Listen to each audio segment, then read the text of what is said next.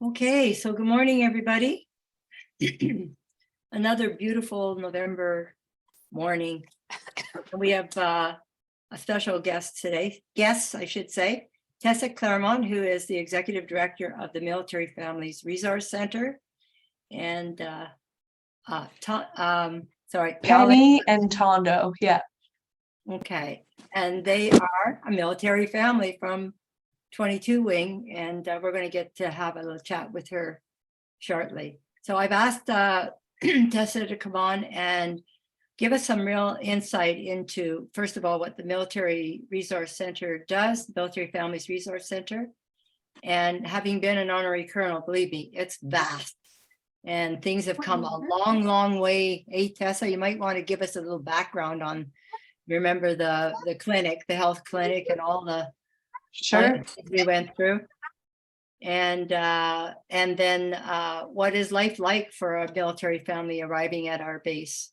So Please welcome Tessa Clermont. And you can share screen anytime, Tessa. Perfect.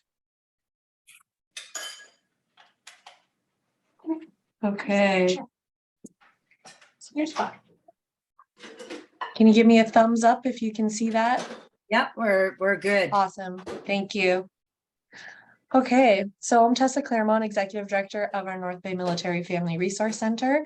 We are a charity located right here at the base in North Bay. There's actually 32 MFRCs in the country. They all do something similar to what we do here, which is supporting military families. Participants.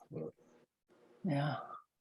So just so you know who's eligible to access our services at the MFRC, it is primarily Canadian Armed Forces members and their dependents or parents. That's the Reg Force members at 22 Wing, or even Reserve Force members in North Bay, Sault Ste. Marie, Sudbury, or Timmins. And also because of the nature of the work that we do here at 22 Wing, which is the NORAD mission, which is a binational effort with the United States, there is actually a United States Air Force detachment here. So we have some American military members and their families here, so they can access our support services as well. And then we also have a program for medically releasing veterans and their families. We have support available to ill and injured soldiers and their families, and then families of the fallen. This is our catchment area. So as you can see, that's us here in North Bay at 22 Wing North Bay is where we're primarily located. We do have outreach in Sault Ste. Marie, Sudbury, and Timmins because of the reserve units there. We have an annual event that happens in Parry Sound, just the southern end of our catchment area. But we do actually go like as far north as James Bay, Attawapiskat. So it's quite an extensive catchment area for sure. This is the way that the military essentially identifies the challenges of the lifestyle, especially for how it can impact a family. So there's three big things that are distinctive to the Canadian family for the military versus civilian families. The first one is relocation. So there is recurring geographic relocation due to postings, moving around the country, occasionally the continent, sometimes the world. The absences, so, families are often separated from the serving member due to operational requirements, whether it's for training, deployment, TD, there's lots of different things that keep people apart. So that's a challenge for sure. And then the transitions piece. So the civilian to military transition can be an adjustment. The military to post-service is often even harder.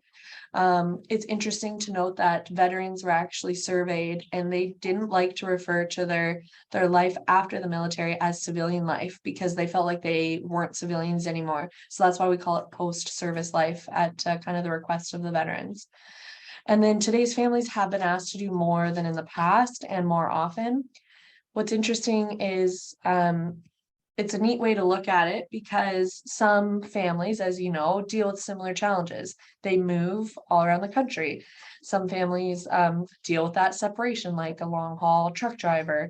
But then the transition piece that I was talking about, there's an inherent risk when a member joins the military. There can be risks associated with service that can result in transitioning out of the military for a medical release, let's say. So it would be very rare for a civilian family to face all three of those challenges concurrently. So it is unique to Canada's military families that they have to deal with those long periods of separation and absences, the mobility and relocation pieces, and then ultimately the risk and transition inherent in the lifestyle. So it's just an interesting way to understand the unique challenges of the military lifestyle. What we do here at the MFRC, we really try to categorize essentially to connect with those three main challenges of the lifestyle, because ultimately that's what we are funded to do. And that's what we try to focus on, because we know that the military family doesn't need to have a better Canadian experience than the average civilian family. However, we want them to have an equal experience. And so by addressing the three challenges that they deal with, we can hopefully kind of level the playing field for the average Canadian family across the country. So for example, with the relocation piece, when a family is posted here, there's different ways for them to get integrated into the community.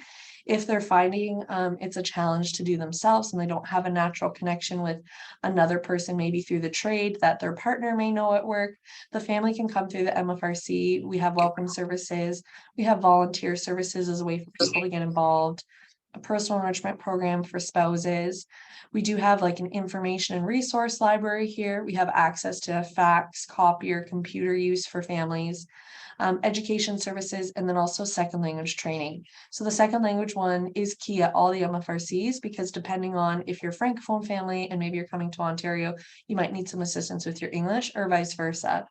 So that's something that we're proud to offer to help people adjust to the transition wherever they may have been posted. And then for the family separation and reunion piece, we have deployment support. We do have emergency family care assistance. We have employment services to help the spouse with employment. We do have a parent support coordinator who is certified in P, the positive parenting program. They offer special needs services. We have a coordinator that does child, youth, and teen development, who's a registered ECE.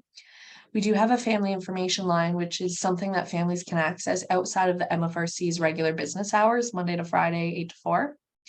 And then for the intervention and transition piece, when families are dealing with that risk aspect of the lifestyle, we do have counseling available free of charge to families. So we have a social worker on staff.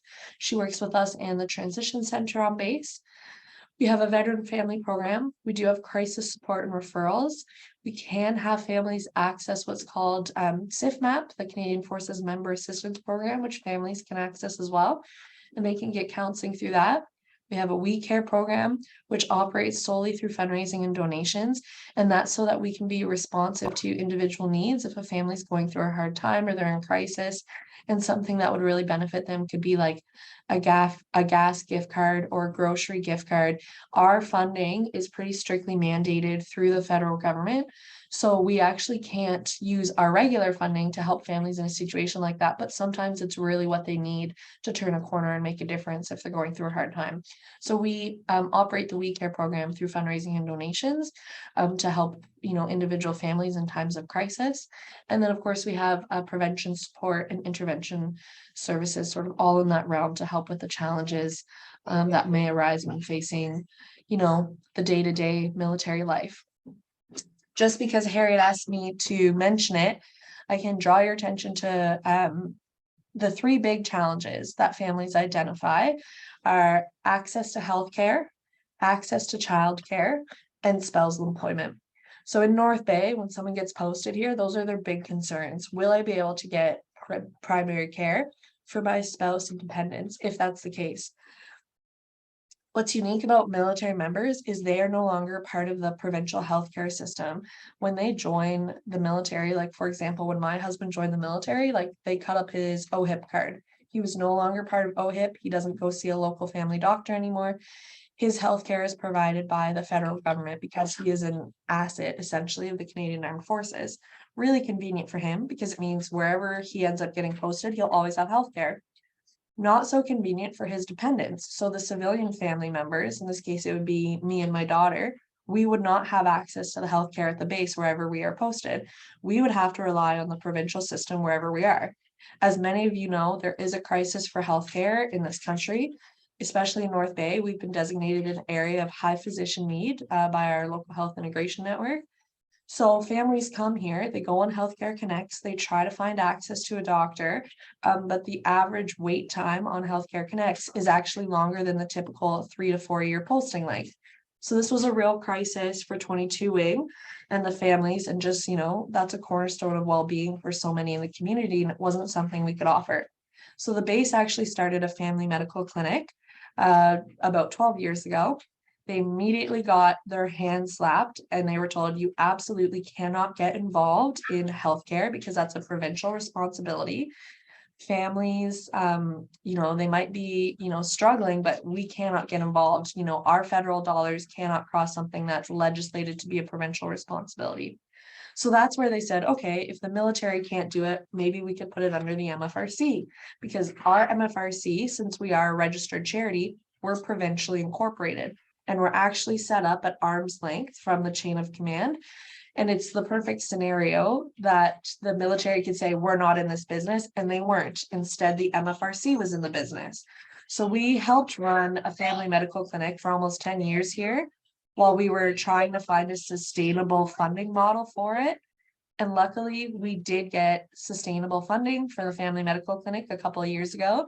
It's now officially in the provincial healthcare system, gets funding annually. It's an extension of the family health group downtown, which is the near North Clinic above Shoppers on Josephine. They kind of took us on as a satellite of their health clinic. So thankfully, when families get posted here now, they have a solution to the healthcare crisis. And we're the only base in Canada that actually has a family medical clinic on base. So can I we're add very something grateful there, for it. Tessa? I'd Yeah, like of to course. that before it was a sustainable model, the honorary colonels are heavily involved in trying to fundraise and find that sustainable model. And it was really, at times it was touch and go, right, Tessa? Yep. Yeah, To we keep almost had to close. Yeah, so that's a success story here we're very proud of. And the other piece that I mentioned, access to childcare, we do have a childcare center that falls under our family resource center here. It's called Little Wings. For those of you who are from North Bay and have heard about it, Little Wings is our subsidiary organization. So we primarily offer spaces there to military families. And then for the challenge of spousal employment, we do have employment support services. So that individual who runs that program is very connected with like the labor market group, Carol Porter at the Chamber of Commerce, and they do their best to connect spouses with employment opportunities in the area. So that's sort of an overview of what we do and who we are. I have presented to your group before, if you remember, when Harriet had you at the Wing Theater maybe 5 years ago now. So it's been some time, but because I'm sure some of you have been in the group for that long, I didn't want to rehash in detail every little program. So yes, I can take a question. Okay. Any questions? Yes, I see a hand up from someone's iPad. I just don't. Oh, who is that? Where are they? Maybe it's gone now. Can you share your screen, Tessa, and it'll be easier to see. Oh, sure. Okay. Did someone have a question? Please unmute. It might have been an accident. I saw a hand raised from it says Okay. iPad and there's a black screen. They might have just clicked it by accident. Okay. No worries. Any questions? So I am going to let Penny share a little bit with you about her firsthand experiences. So I'm just going to share my screen again. Okay.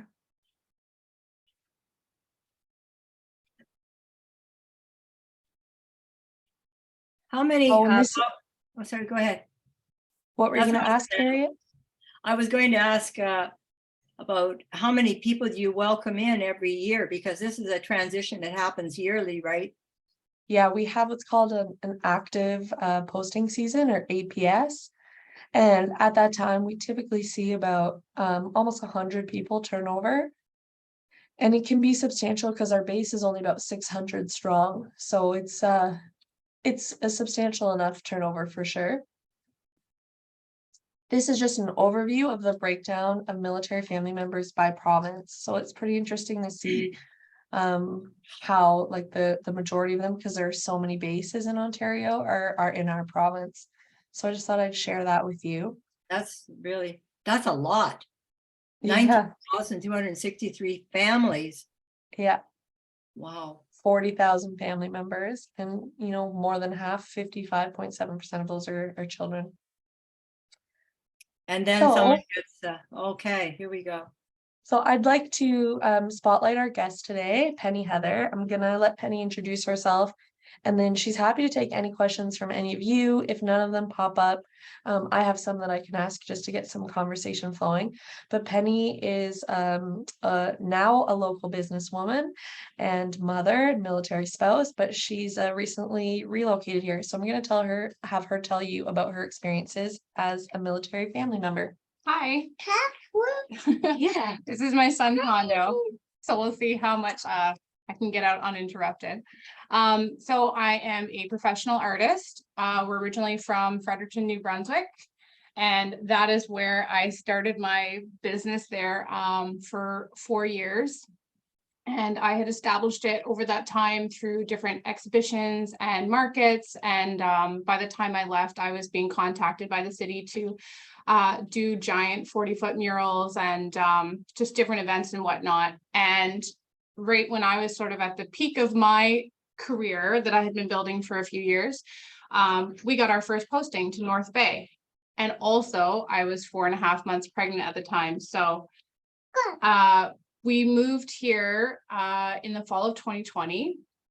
And as everybody knows, that was the middle of the pandemic. So we basically had 3 major life changes sort of happening at once, and kind of had to find our footing in the midst of all of those. So I think that had I only had one of those events, maybe it would be a little bit easier of a transition to reestablish my business here, but I'm kind of figuring them all out together. So one of the ways that I've been trying to integrate myself and introduce myself to the community is live painting at the North Bay Farmers Market during the summer, and that's what these pictures are from.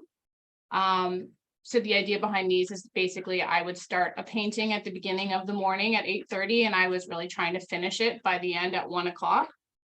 So that's not something I normally do when I'm painting. Usually it can take me anywhere from 20 to 40 hours to finish a piece. But the point is to kind of make an impact on people as they're just walking by getting their groceries, and initiate a conversation and just show them like, hey, I'm an artist and this is the kind of things that I do. And just kind of trying to make a networking possibility. And then with the added component of having my son as well, my time is just different now than it was before I had a child. So before, I probably could have been spending a lot more time doing the same kind of events that I had done back in New Brunswick. Whereas now I'm mostly a stay-at-home mom, and I don't have family here that can look after my son. So I have to kind of juggle everything at once.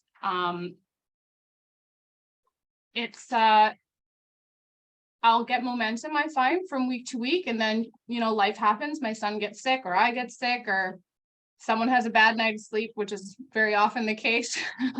And that just kind of derails things. But what I'm finding is, as long as I'm just kind of keep trying to get that momentum going again, I'll get wherever I'm supposed to get eventually, sort of thing. So I will say that one thing I have noticed that has helped us since we don't have family here is there is a lot of other spouses that are in a very similar position to us that also don't have families. So actually just really recently, the last month and a half, I've connected with another mom who her husband is now training to become a doctor with the military. So he has to go to Sudbury every week during the week, and then he returns on the weekend. So it's just her and her daughter, who's the same age as my son. And her and I will swap care twice a week. So she'll bring her daughter to me, and our kids will play, and then I'll bring my son to her just for 2 hours a day. But I'm sure, if you guys are mothers, that like after you have a child, it's crazy how much you can get done in such a short amount of time versus before you have children. So I definitely make the most of that time, and that's allowed me to prepare for what is right now my busiest season as an artist, which is, the Christmas season and gift giving and whatnot. But we're finding ways to adapt basically as military spouses and as business people and mothers and stuff. You wanna see your buddy? So yeah, that's kind of my spiel. Harry, you're muted. So we can't- Can we open for questions? Absolutely. All right. Okay. Any questions? Anna? Yeah, Anna, so go ahead. can you tell me what the main function of the North Bay base is? What do we do out of the North Bay base these days? I grew up here with a huge Okay. military presence, and a lot of the families, the kids went to the same high school I did because we're in the Yep. same zone. So, but I don't know what the main function is today of the base. Sure.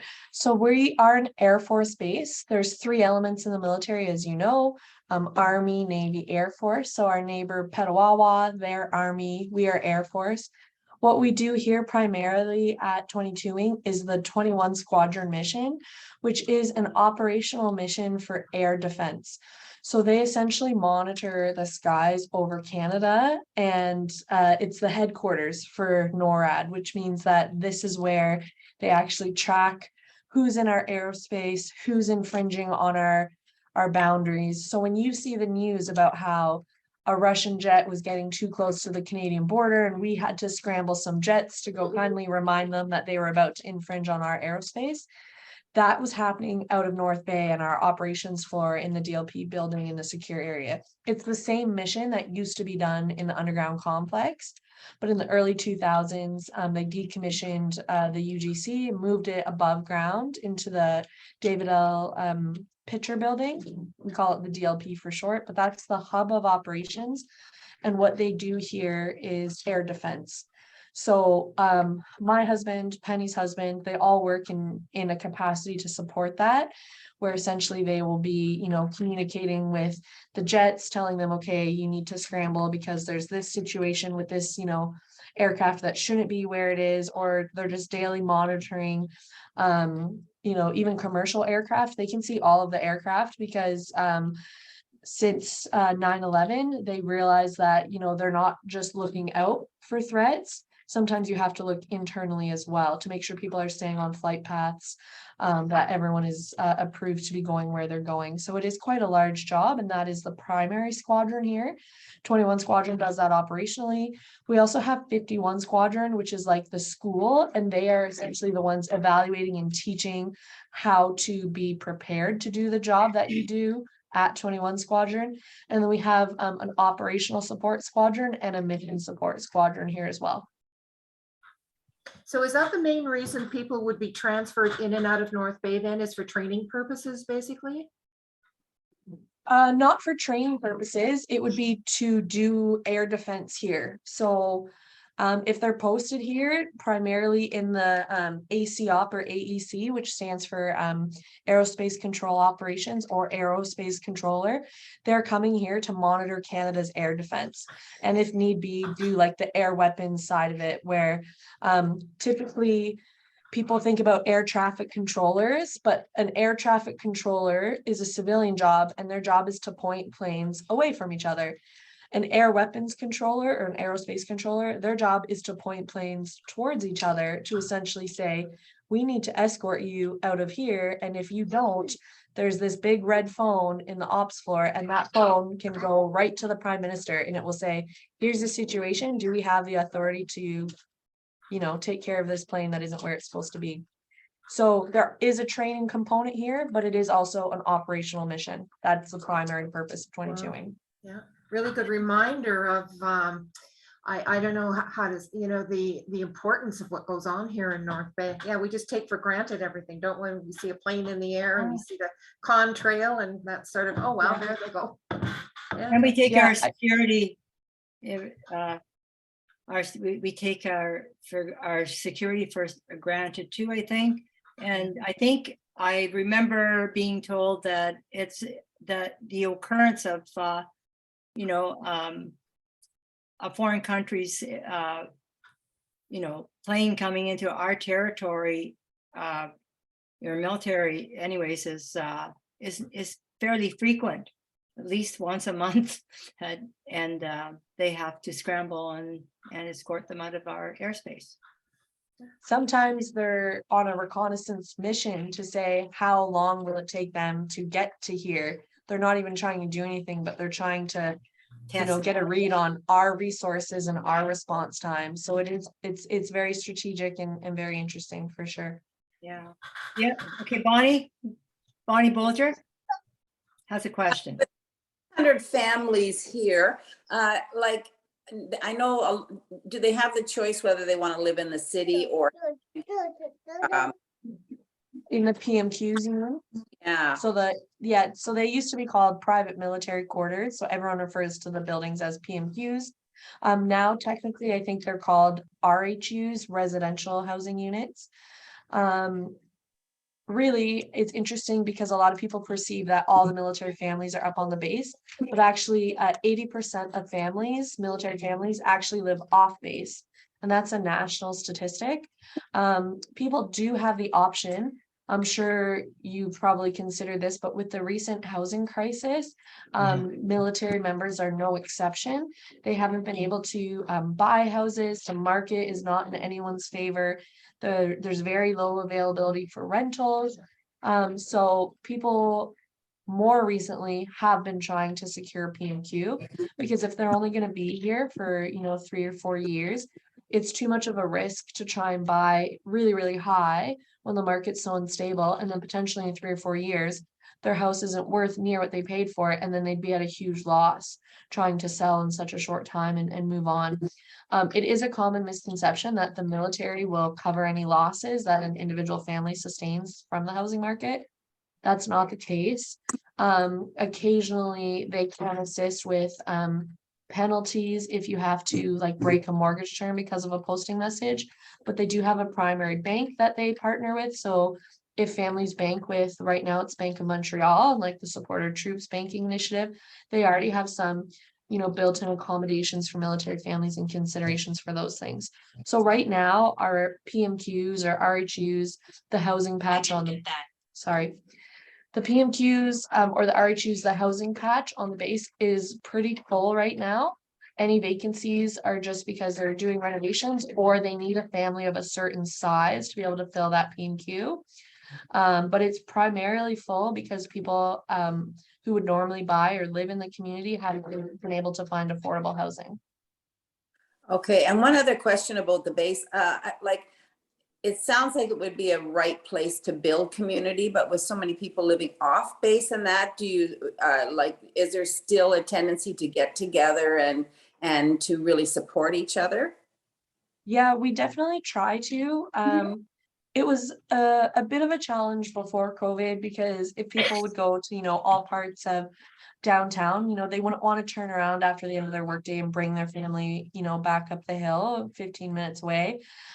For programming or, the teen center, recreation hours, different things that, are available through PSP or MFRC or the chapel, or the mess has some social, the mess is like a pub and a club all in one, and they have some social activities as well for members and their families. Before COVID, it was hard. After COVID, it's a lot harder. And part of the reason for that is you can relate to it yourselves with this group. People have moved virtual. So the ability to get together in person is less convenient now that we have the technology and everyone has the comfort level of connecting through their own home. So some of what we do is virtual, so we can still foster that sense of support and camaraderie and allow people to connect in a forum like Zoom. But we do try to encourage, people getting together in person, because it's hard being a military spouse and a military family, and we find that the peer support is the best way to kind of find your resilience and your footing and your support to get through. Yeah. And Tessa, you're from a military family. I am. Yep. I grew up in a military family. My dad was in for 35 years. I loved the experiences that I had growing up in a military family. I was quite fortunate to have a really positive experience. And that's actually the reason I encouraged my husband to join, because I loved it. And I really wanted those opportunities for my family. My dad has since retired after his 35 years, but both my brothers have joined. One of my brothers actually went to basic training with Penny's husband.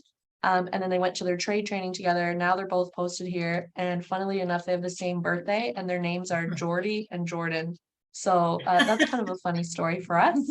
My brother and her husband are very close, big football guys, lots of similarities, but they really enjoy what they do here. My other brother, his wife is military as well. They're posted in Ottawa. So yeah, with what I do and what all they do, it's like the family business. So it's a big thing for us for sure. So I wanted to ask Penny, your husband work in the DLP? Where is he now? He's one of the air traffic controllers that are talking to the fighter jets and whatnot. Yeah. So added to your new experience with a new baby and moving to North Bay and being an artist, which your time is so precious, I know. For you to get into that headspace, right? To get into your art. Does your husband work shift work? Yeah, he does. And for the most part, it kind of works in our advantage because he gets 4 days on, 4 days off. I'd say like we've had the opportunity where he could work like a Monday to Friday type schedule. And we've actually chosen not to this point, mostly because we actually do travel back home to New Brunswick whenever we can. And with those shifts, he's able to take 4 days of his leave off, but actually get 12 days away from work. Okay. Yeah. So we're able to stretch his leave so much further, and New Brunswick being so far, really get the most out of that time. And then when it comes to just like the regular shifts, for the most part, it works in our advantage, but definitely sometimes when he's working 12 to 12, which is not that common. Like sometimes he would usually work maybe 2 full 12-hour days, and then the other days he might get home after 8 hours. But when he does work 12-hour days, it can be difficult because he's basically going to work right when my son's waking up, and sometimes by the time he's coming home, my son's already in bed. And so that's a struggle in itself. But then also added with that is that my son's never really been a really great sleeper. So if he has a really rough night, if Jordan's not working, my husband's not working, then we're able to kind of tag back and forth. Maybe I'll do the night and then my husband would take my son in the morning, and then I'll get to catch up on sleep. But if he's working the next day and he's doing a very important job where he needs to have his wits and his concentration about him, I've got to do the whole rough night. And then I've also got to do the morning. So for example, my son last night, because of the time change, woke up at 3:30 in the morning, and I could not convince him to go back to sleep. So I was in there with him for 2.5 hours. And then around like 6, when my husband would have been getting up anyway, I was able to go back to sleep for another hour. And then luckily right now he's doing a Monday to Friday thing because he's training for a new designation. But so he was able to help a little bit more. But on average, yeah, with the shifts, they have pros and they have cons. I'd say our situation, more often than not, it works in our advantage, but there's definitely some times when it can be more of a challenge sticking to that schedule. Wow. Debbie? Go ahead, Deb. Hey, thanks, ladies. And I don't think it is said enough, but to both of you, I say to you, thank you for your service, because it's not just the spouses who are on the front lines kind of thing.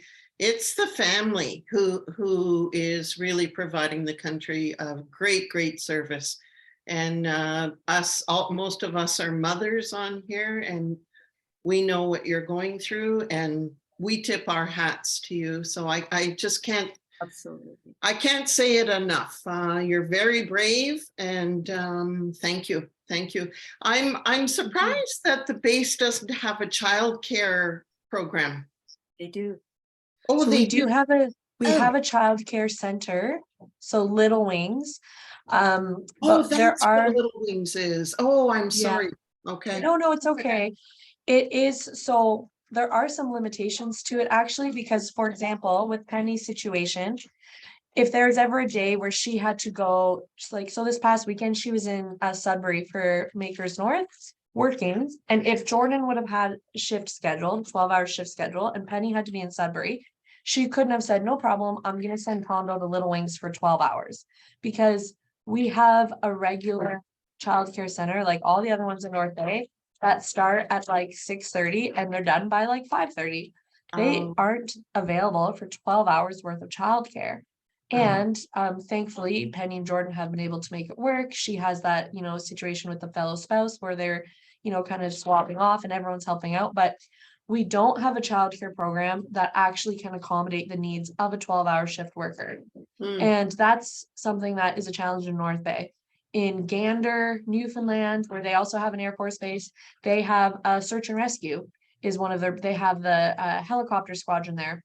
So if they have all of a sudden a big search and rescue mission, they could be gone for more than 12 hours and at short notice, and they don't have a childcare center to accommodate those needs.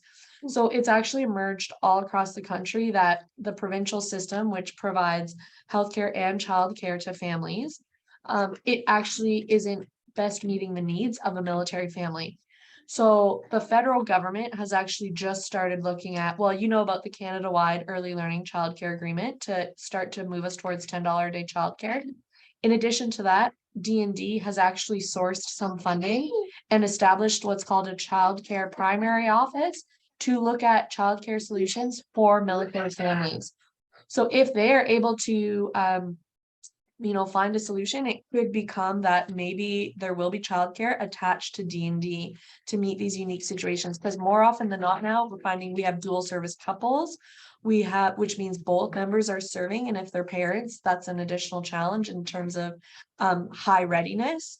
If there's like a large deployment and they're both deploying, let's say, like there's a lot of challenges. But they're looking at it. This childcare primary office is going to be trying to establish a solution for families. And that senior manager from Ottawa is actually coming to North Bay tomorrow for a site visit to see how Little Wings works, to see what we're doing to try and meet the needs of childcare. So you did your question, though we do have a childcare center here, it isn't 100% meeting the needs of our families, but it's all that's available, and that's what's standard across the country right now. Oh, I'm really glad to hear that something is being done about it, or hopefully, yeah. Yeah, Good. yeah, it's in the And I works. just have to say, your little guy, Tondo, I think is his name, he's so good. I can't believe how quietly he's been playing all this time. He's so good. He's not as kind. Disclaimer, he's not always like this, but I do take pride in the fact that he can entertain himself really well. So thank you. He's a sweetheart. He and my daughter are just a couple weeks apart, so they play really well together. So from both of you, what is the average stay at a location? For example, how long will you be in North Bay, do you think? Penny? So it kind of depends on what route my husband wants to take his career. Originally, when he got in, he had some different plans. We could be here in theory for life if we wanted to. We've since decided that close to family is the most. While still staying in the military, he's going to try and get a posting as close to our family in Fredericton and New Brunswick as we can. Honestly, anywhere in the Maritimes would be close enough for us. So, and right now, if he gets the kind of direction that he's kind of moving towards, then we could be moving maybe like 2024 is probably like the soonest I think that would happen. But yeah, like if we decided to stay here for just mostly for his trade, if he wanted to stay in this career right now, we could stay here for his entire career. But he could do different branches where it could be anywhere from like we could have moved next summer to 5 years from now.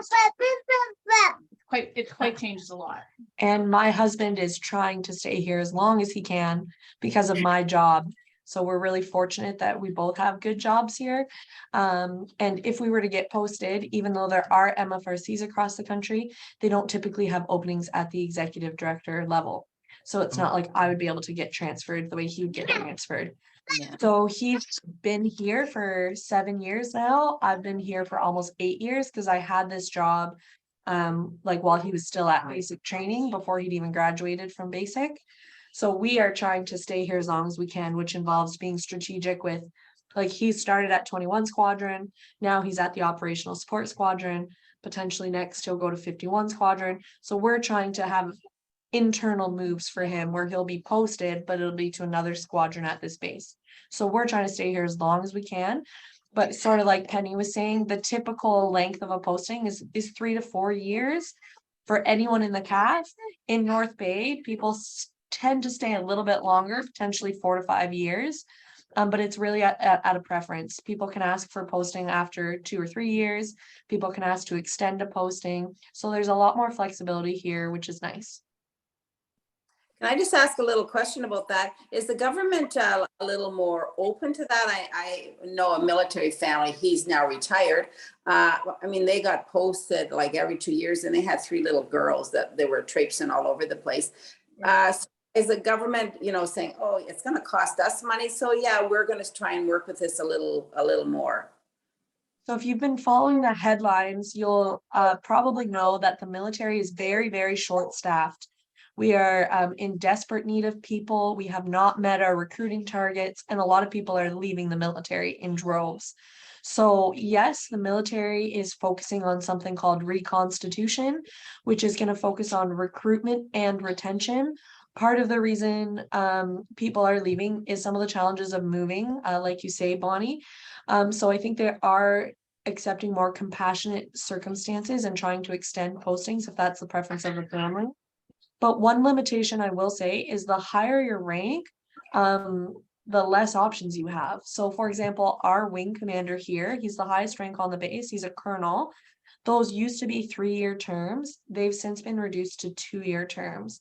So he has a young family as well. He'll only be here for 2 years. At his level, with him potentially going on to be a general, he might have to go somewhere for school for 1 year, then another 2-year posting, then potentially another 1-year posting. We have a couple here, they're both lieutenant colonels. The partner is the CO of 21 Squadron, and he, you know, has limited time that he can be here, and he has 3 young girls as well. So the higher your rank is, the harder it is to stay somewhere longer because of that career advancement element. So there's definitely some challenges and some sacrifices that are made the further you advance in the hierarchy. It's a real I just want family to add- commitment. Yeah. I was just wanting to add, my husband has mentioned a lot that in pairing with what Tessa is saying, the military makes a lot of decisions now based on family wellness. They really try to take family into consideration more than they did in decades prior to now. They know that that is a really big factor for a lot of like leaving the military is because it's so hard on the family. So they do try to make a lot more accommodations than I think that even when my father was in the military and Tessa's father, they try to consider that in it. Absolutely. There was a white paper that came out in 1994 from the government at the time talking about the budget for military. Families were mentioned once in that whole document, and it was in the same sentence as they were talking about furniture and effects during a move. So that's where things were at in 1994. And then in the most recent defense policy that came out in 2017, Strong, Secure, and Engaged, there were actually multiple initiatives within that policy, specifically referring to military families and the extent of the support required, you know, to take into consideration the well-being of a whole family for a member. So yeah, like Penny said, we've come a long way. I know there's still ahead of us, and we have still a bit of a ways to go, but we're definitely better off now than we were. And our MFRC just celebrated 30 years. Most of them are around this age. So, you know, before these MFRCs even existed, there wasn't necessarily even an avenue for families to do their own advocacy to say, hey, I'm having a hard time with this. How can you help? Because the member is quite often disconnected from, the family member is disconnected from the serving member's chain of command. So they don't have a way to kind of speak up for themselves and question the system. So that's one thing that we can do here is help with some explanations or some advocacy or get involved if we think something's not right. Questions?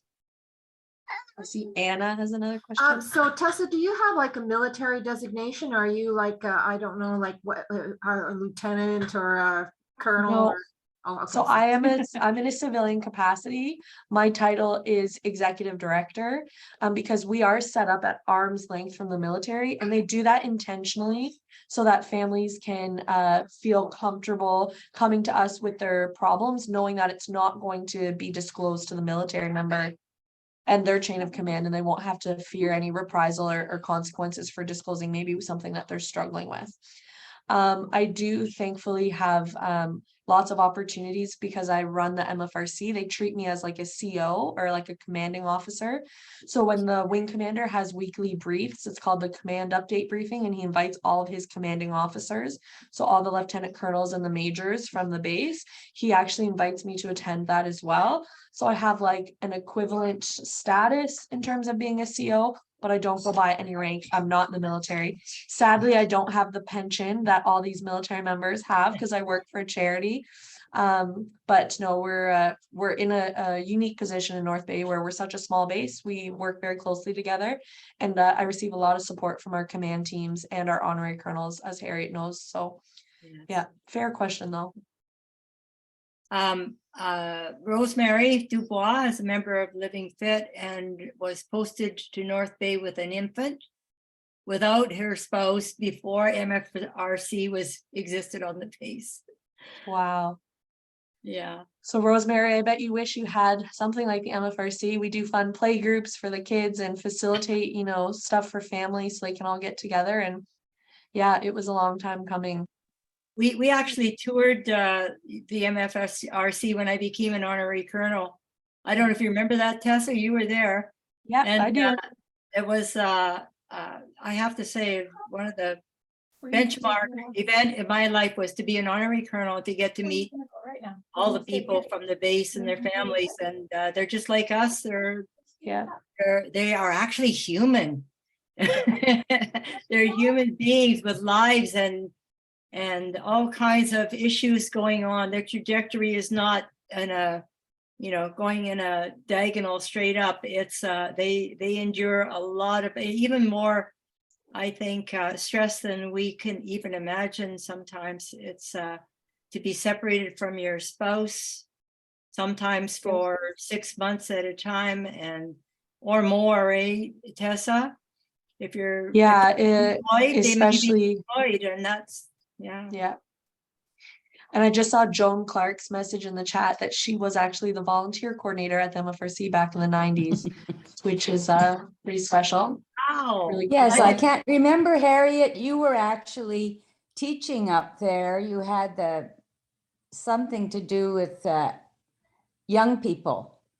Oh, I was a student. No, why was I up there then? I have no idea. You had a classroom and everything, and you and I knew each other from the Y. So that's I think that was before the the 90s. They used to have a school. Well, I on the base. I came back to North Bay. I came back to North Bay from BC in the 90s, and that was a temporary job I had before CRA hired me again.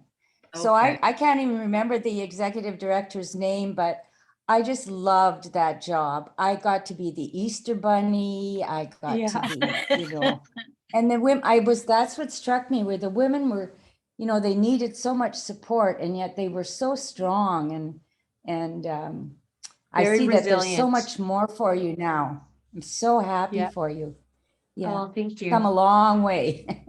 Yeah. We really have. Absolutely. 4 years I was there, the biggest issue was definitely the health clinic, and that was just a great, I guess, coup to be able to have that funded sustainably, because as Tessa said, it was touch and go, like 1 month at a time, to keep that clinic open for those families, which was so important. Yeah. And I saw someone made a comment in the chat about schooling for military children can be a challenge. Absolutely. We do have a support for that here. Our parent support coordinator is also a registered ECE. She teaches at Canadore occasionally in her spare time, but she will actually help families connect with the schools that they're at if children are struggling, and advocate for the inconsistency they've had in their schooling and some of the challenges that may have led to their situation. So it is a real thing that a lot of people don't consider. And like, for example, with my family being in this trade that works with the NORAD mission, half of our postings growing up were in the United States. So I've lived in Texas, Alaska, Florida, just as much as I've lived in Alberta, Ontario, and Nova Scotia. And that affected my schooling to the extent that I didn't have French the way that everyone has French in Canada. So that definitely did me a disservice, because now I'm really, really lucky to have my job. But I'm not bilingual. So technically, if they do any standardization or, the Official Languages Act starts to kind of affect MFRCs the way that it does affect the military, like I wouldn't be qualified to do this job. And that's because of a shortcoming from my military upbringing. And I would say that my experience of a military family actually does me more like service in this role than being bilingual would, because I have the perspective and I can relate to families. So it's the challenges like that you just you realize are limiting factors. And like when we left Alaska, when I was so we were in Alaska, it was from grade 6 to 10 for me. My sister graduated, she was older, but we left Alaska. My dad was posted then to Florida, so we didn't even go United States to Canada. Like he got outcan to outcan. And when we went to Florida, the school system was so drastically different from the really great school we'd had in Alaska that my parents were really concerned it was going to set me back. So they actually gave me the option. And then I went to a boarding school in Canada for my last 2 years of high school, because I wanted to, maintain the really great education that I'd had. So it is a challenge for sure for families. But thankfully, I had a positive one overall. Yeah. Yeah, what an experience for anyone, but I always think about the children and what a transition that is to go to a new school. If any of you have had that experience, moving around, that happened in my family, not because of military, mind you, but to go walk into a classroom where you don't know anybody and your child is well, and not Lorraine said having she the went to right 8 services in schools. place. Yeah, it's Yeah. it's scary. But well, any more questions?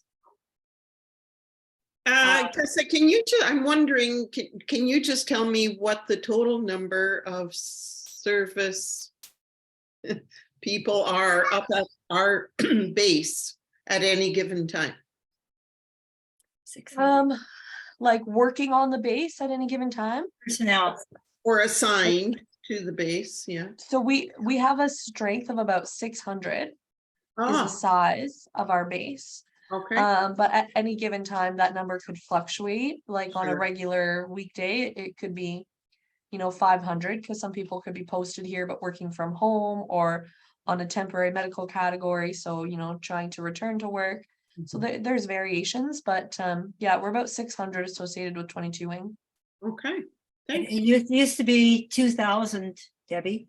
Yeah, wow, At gee. one time, it was huge. We used to have a flying squadron. Right. Yeah. So Patty, were you raising your hand for a question? Patty Graham earlier?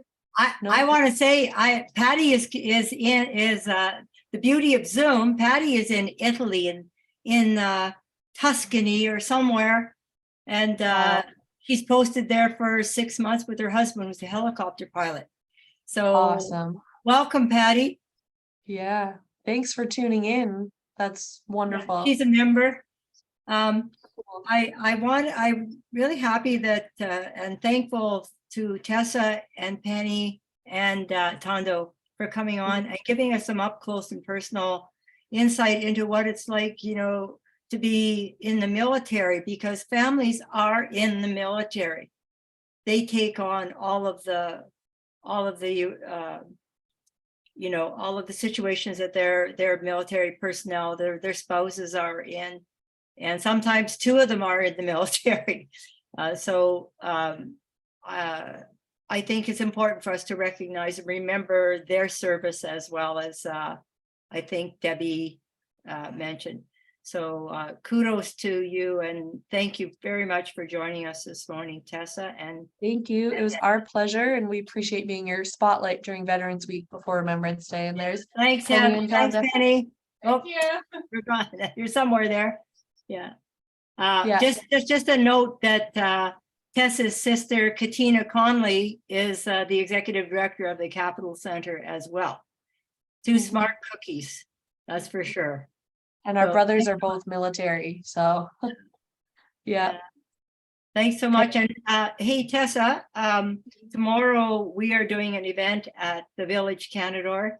And if you happen to drop in, you'll be more than welcome to see what we're doing. What time is that at, Harriet? At 9:30, Leslie Hepworth will be coming and doing a presentation to the children from grades 3 and 4 class from Alliance. And they are going to be teaching us how to watercolor a poppy. And they're going to Awesome. recite Flanders Fields to us. And Oh, sweet. it's going to be quite an occasion, and you would be more than welcome come and see what we're doing. And so if Penny wants to come too, that'd be fine. I'll pass it on. I'm not sure I can squeeze it in with that visit from Ottawa for the childcare primary office. That's happening true, eh? tomorrow. Yeah. But I appreciate you thinking of us and for focusing on a military family during Veterans Week. And, you know, thank you. I see some of the poppies. Thank you for that. And I'm sure you'll all try and take a moment of silence on Remembrance Day. So appreciate it. Hey, Tessa, one more question. Mhm. If there was something that we could do to help in any way, what would that be? Or is there something you can think of offhand that we could do to help? I would just say keep the MFRC in mind as a charity. So if you're ever involved in say an annual event where every year it's like, okay, who are we going to support this year? Like if you know, you're involved in something and it's like, who would you like to choose as the charity this year? If you could keep us in mind if you're involved in any of those initiatives, that would be great because of course our funding was affected during COVID, and we had a lot of our annual fundraising events that help us operate the We Care program were canceled because of COVID. So, you know, we're feeling the squeeze a little bit, and we never want to say no to families that need help. But it just means that sometimes, you know, I'm asking my staff to do more and more for less and less resources at the center. So since I know your group and other groups are so connected to some big annual fundraising initiatives, if there's ever an opportunity to put forward our name as a beneficiary, we'd be grateful. Okay. Thanks All so right. much, Tessa. Thank you. You're so welcome. Thank you, everyone. Have a great rest of your Bye. day. Thank you. Bye. Okay. Hang on just a moment.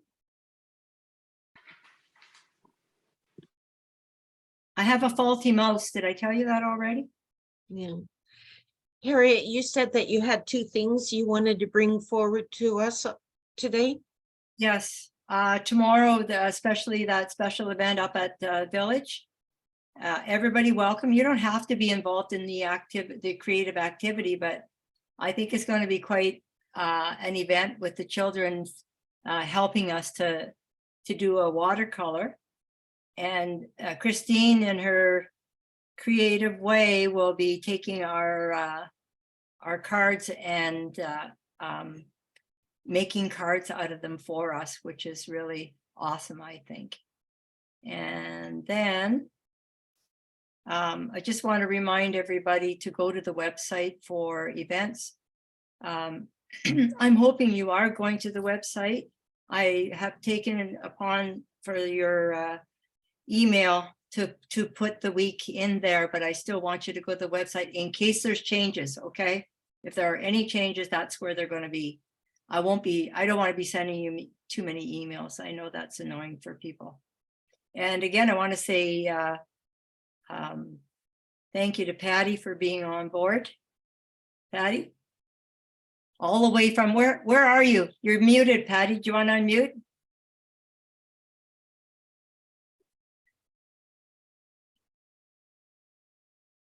She can't hear you. She can't unmute. So For those of you who are staying on for yoga, I saw Ann Bentley somewhere here. Harry, you wanted to mention Here. a change of the Christmas party date. Oh, that's it. Yes. Okay. Yeah, stay tuned. We're having a Christmas party. I think it's going to be December 14th. Okay. Location TBD. Oh, to be. But we're very, very close and it's going to be a blast. Okay. That's all I have for you. I just figured out how to unmute. Hi, Oh, everyone. there you are. Hi, Patty. Hi, I'm in this little bistro right now. Oh, sure. Having, Sure you are. I know, but I do miss everybody. I'm having a wonderful time, and it's great to Zoom in with you. Yeah, Patty, I hope you do it more often. It's lovely to have you there. Now, you see, there's Okay, the well, thing of Zoom. It's great. Can you hear me now? Yeah. What time is it over Okay, there? yeah, that's what I'm thinking. Like right now, it's 4 o'clock. Oh. Happy hour soon. So, yeah. Okay. Yes. No, it's good to. It's amazing how we can stay connected across the miles, and I really do appreciate it. Right now, I'm on my own while all the guys are at work. So I appreciate connecting with all my women friends back in Canada. So yay, keep up the good work. All right. So Ann Bentley is on now. Hi, Ann. Hi, good It's all- morning, everyone. It's all yours. It's all yours. Okay, good morning, good morning. I just want to make sure that you see me completely. I'll be going for the walk on in Sage Park. I'm just going to get my, so. Arrivederci, everyone.